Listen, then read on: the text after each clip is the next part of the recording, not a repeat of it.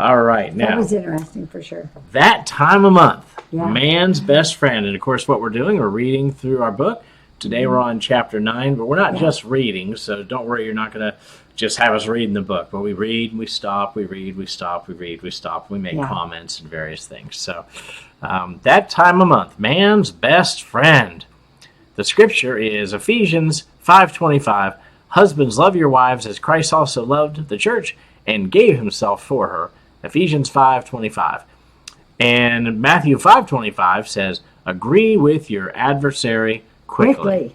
And I apologize, I was looking up at our camera over there, which I forgot that we're not supposed to be looking at that. We're supposed to be looking right here. So I'm not sure what we're looking at up there, or is that actually? I just wanted to be able to see us when we're talking, because right now we have a blue page and I can't see anything. Okay. So.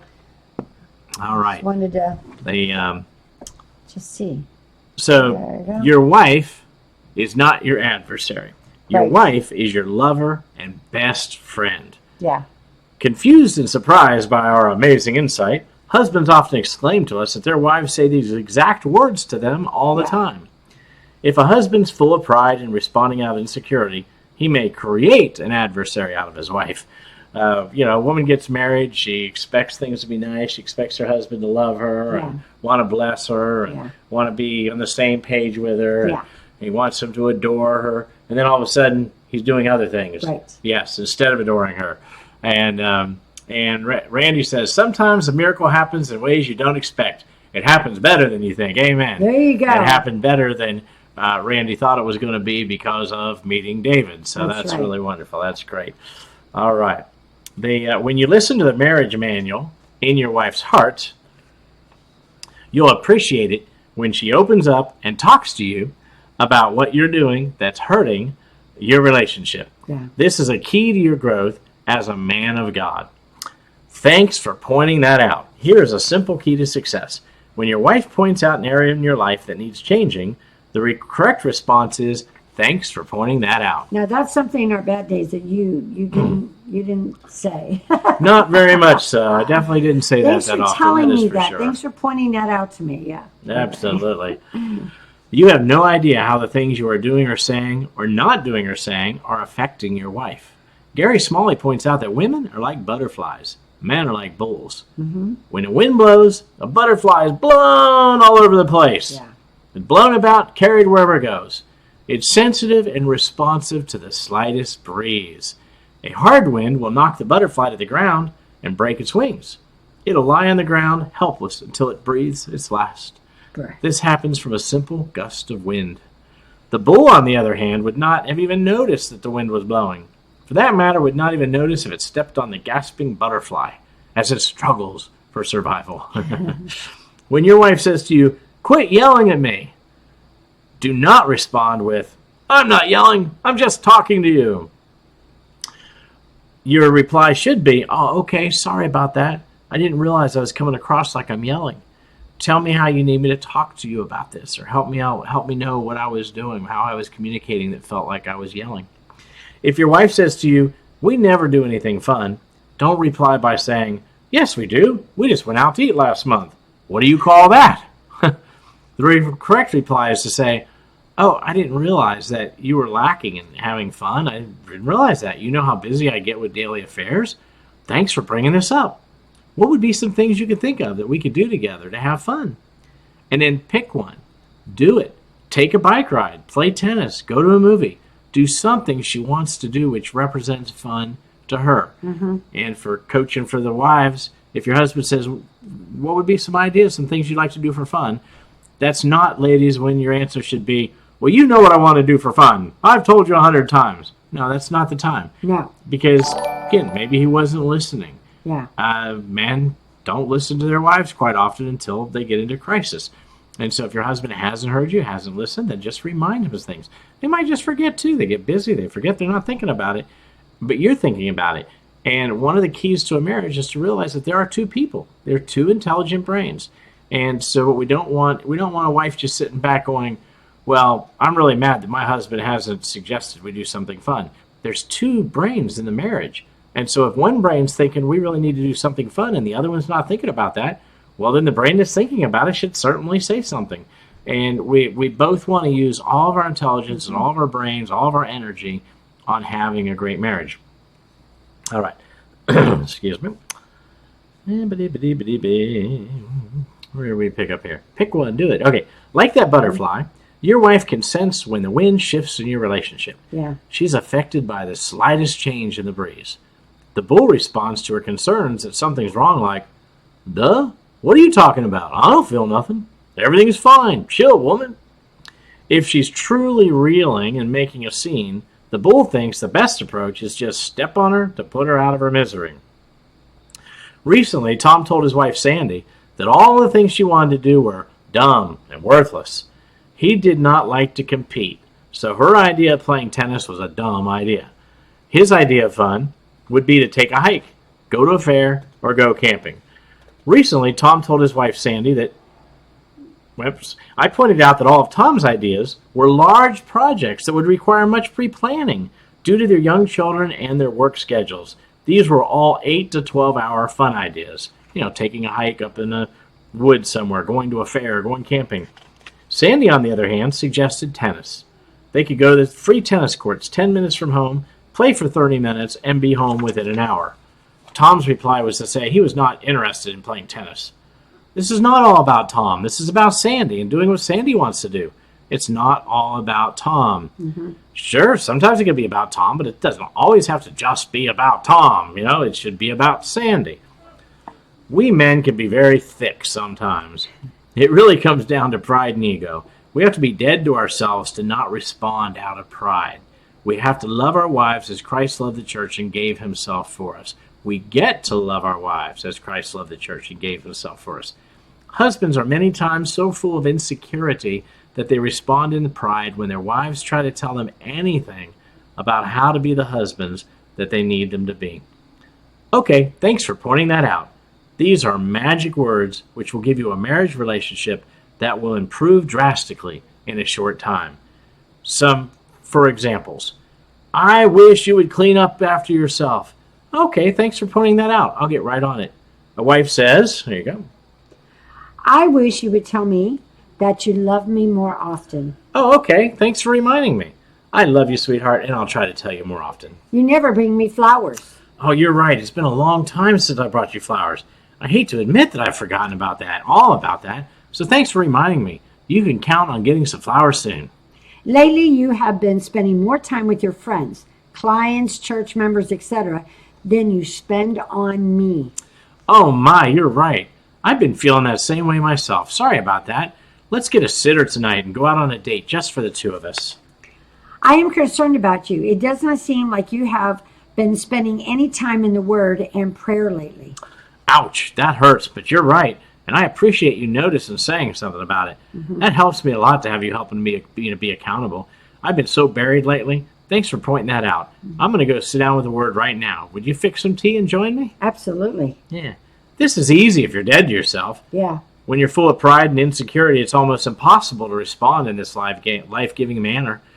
This is the only way to become the man God's called you to be. By becoming the husband your wife needs you to be. Yeah. There are no shortcuts. Nope. You become the man that God's called you to become by becoming the husband your wife needs you to be. Absolutely. Do you remember the verse from the beginning of chapter 7? Likewise, ye husbands, dwell with them according to knowledge, giving honor unto the wife, as unto the weaker vessel, and as being heirs together of the grace of life, that your prayers be not hindered. You want to pick up some reading? Mm-hmm. Your aim is to read the marriage manual that is in your wife's heart. This is the means by which you can discover things you can do to be the man of your wife's dreams, and things you can eliminate that hurt your relationship. Your biggest challenge is to get her to open up and talk to you honestly about what you can do differently to improve your relationship. God has given us a gift that will aid us in our efforts. This gift is designed to help us hear our wife's hearts concerning things that might be bothering her. And if all else fails, your wife's marriage manual will definitely open once a month. And that is the truth. So it's better to give her a safe place so that way she can share those things that maybe have hurt her feelings, those things that have hurt her in some way, or maybe that has bothered her for some reason. And instead of her holding it in and then blowing up, it would be better to just talk about it. Have communication, continual communication. That right there will help resolve, a lot of issues. But that's as if you make a safe place and not get defensive. This is why we say that your wife's monthly is your best friend. What's that? That time of month is man's best friend? You have got to be kidding me. PMS stands for Pack My Suitcase. All that I want to do is get out of here when it's that time of month, says husbands. At one time, Joel felt the same way. He was convinced that the only reason Kathy would get upset is that time of month was because she had a problem with which she had to deal. That problem was nothing to do with Joel as far as he was concerned. He felt badly for, Joel felt badly for me. And that he would get, that I would get so touchy and uptight about what was really upsetting was that I would point things out to him that has been bothering me all month long, which is true.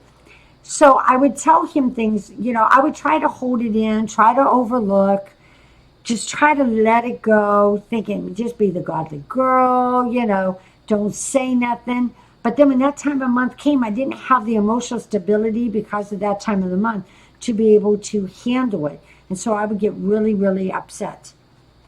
And then that's when he found everything out. Sure enough, 3 days went by, and Sure enough, 3 days went by. The issue would get safely tucked back under the rug. Many times the same issue would suddenly reappear like clockwork, month after month after month. My response was to make a few half-hearted attempts at satisfying her demand and then fluff it off as soon as the eruption subsided. What is really going on when this happens? It is very simple. Your wife wants a good relationship with you. She is desperate for a happy marriage. All month long, your sweetheart puts up with the little inconsiderate things that you do. The mean looks, the harsh words, the put-down sounds. On top of that, she has to beg you to do your fair share around the house. I can hear you argue with her. I work all day. I should not have to help around the house. Chores are just a necessary evil that everyone has to do. It's just to be a part of the team. Just a part of the team. All right. And where did you leave off at? We get done there. Okay. That was a short chapter. And said chores should be a part of the team. And where was that read at? No, I just added that in. Okay, great. Thank God for your wife's monthly. Man's best friend. All right. The definition of insanity. And I was checking over on the Facebook to make sure we're streaming live over there, which I'm not 100% sure that we are, but hopefully we are. But we definitely got the links there to click. So if not, we'll make sure that our restream is clicked into Facebook properly, but we want everybody to come over to YouTube anyway. So. And we're going to get more professional at this. Yes. The definition of insanity. A word to the soon-to-be wise. Insanity is continuing to do the exact same thing you've always done, yet expecting different results this time. Why does one man demand to know what his wife is thinking when she does not want to tell him? This man continues to push on her until a huge argument results. He never realizes she just wants some space. He wants her to respond to him and gets angry that she wants space. To this man, the fact that she does not want to talk about what's bothering her is an attack on his ego. How can she dare to want some private time in her thought life? Another man does not ask his wife what's wrong, and his wife is offended that he does not ask. He figures if she wants to tell him what's wrong, she has a tongue and could do it if she wanted. He's actually quite glad that she's clammed up. To him, this is peace. Because he does not ask what she's thinking, a huge argument ensues. This does not mean that women are impossible to understand. This does not mean that these two couples should swap partners. It simply is further proof that God gives every man a wife who has the perfect needs for him to fulfill.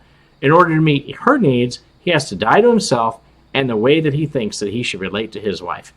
The clueless husband simply continues the same approach to his wife with disastrous results. He thinks that perhaps this time he'll get a different result. Husbands, Live with your wife with understanding. 1 Peter 3:7a. The next chapter is chapter 10, and we will pick up on chapter 10 next time. So this is actually a pretty short broadcast, and that's okay because we do have quite a few things to get done today, but we wanted to come here and share with you. And Randy and David, we're so glad that you joined us. And for those that might see us on Facebook later and realize you missed it, maybe we didn't get it streaming properly to Facebook, we apologize, but you can watch it in replay. And of course you can hopefully get that resolved by tomorrow. Yes, absolutely. Yeah. And so go ahead. Amen. Go ahead. Yeah. So everybody have a beautiful, wonderful day, and we will look forward to talking to you tomorrow when we pick up with chapter 10. And the man of her dreams, the woman of his. Yes, and chapter 10 again. I'm sure I just said what the title was. And don't forget about our evening conference calls, Tuesdays, Thursdays, Saturday, and Sundays at 9 p.m. Eastern. That phone number is 857-232-0476. The passcode is 5444. That's 3 4s. 544475. That's at 9 p.m. Eastern. And check out Brian and Charlotte on Sunday nights. They're absolutely amazing. And it's so good to hear from a couple that came to the ministry and got a miracle in their ministry. To go over there and hear their testimony to give you hope and encouragement.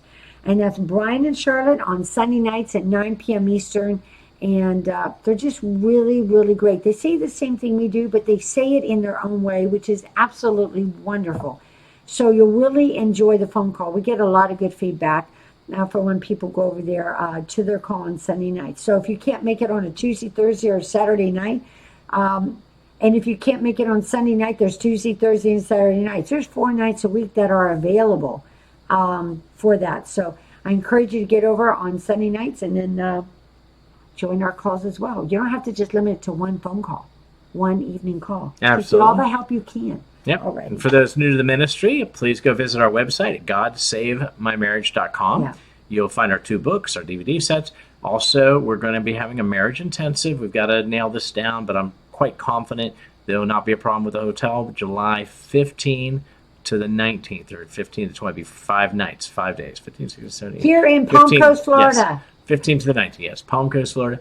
And we look forward to meeting you. We're going to have a maximum of 6 couples, and the intensives are amazing. They create incredible miracles, and they take many times years off of a couple's growth and development, because they learn so much. And then with our ongoing phone calls for accountability, it just works incredibly at helping couples have great marriages.